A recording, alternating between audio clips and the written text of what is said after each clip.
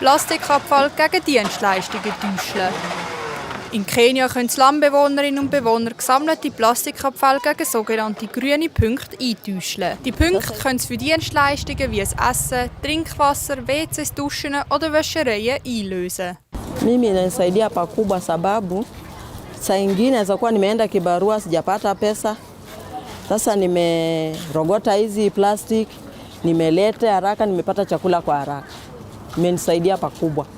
Sababu kitambo ningojea ile pesa yangu ya mwisho wa mwezi, nimepata hii kwa haraka hapa katikati. Das Projekt ermöglicht pro Tag über 800 Einwohnerinnen und Einwohnern den Zugang zu modernen Badezimmern, sauberem Wasser und Menstruationsartikeln. Sachen, die für die meisten Haushalte in diesem Slum nicht verfügbar sind. Kama mimi naleta hiyo chupa na huyo nyako yetu anachukua, anaambia mimi sasa mimi naandika na mimi naenda chuo na raha. Badala ya kuacha au nampa watu wengine hiyo machupa, naweza kuleta hapa alafu napata faida kwa hiyo chupa. Ni raha yangu hiyo. Mit den grünen Punkten versucht man zwei Ziele zu erreichen. Einerseits das Grundbedürfnis der Menschen sicherzustellen, andererseits dem wachsenden Abfallproblem im Slum Kontra zu geben. Ein Plan, der aufzugehen scheint.